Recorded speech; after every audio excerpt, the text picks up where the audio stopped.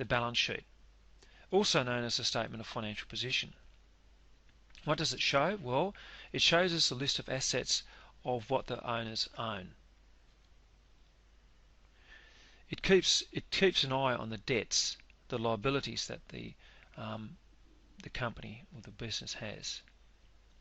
And importantly, it keeps an eye on equity, the owner's equity, because that's how much the business own in that business.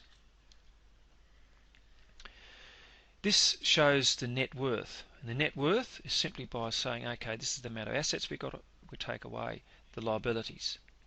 Okay, another way of looking at it is if I bought a car for $10,000, that's my asset, right?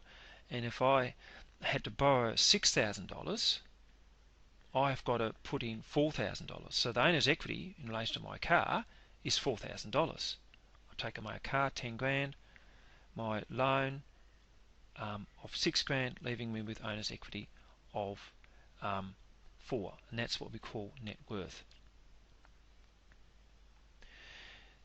The balance sheet shows the financial stability of a business, which I'll talk a little bit more about later.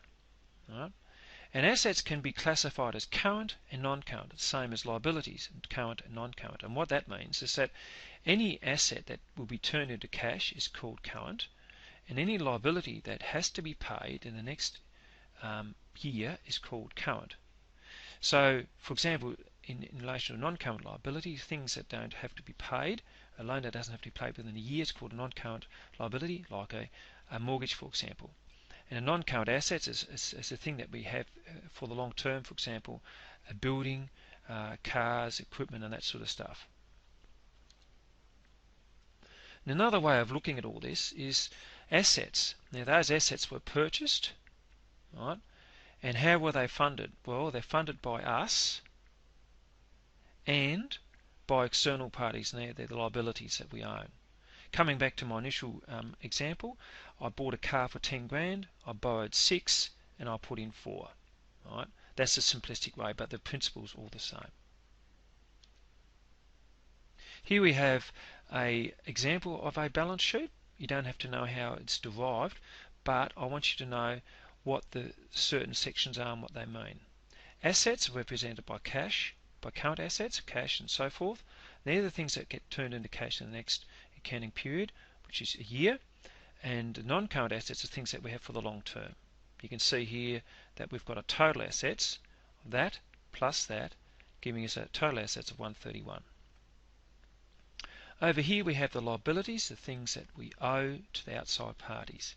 Got current liabilities. These are the liabilities that we have to pay within the year. And then the stuff that we don't pay, we don't have to pay straight away. A mortgage, that's paid usually over a 20-year period. That's situated there, it's classified there.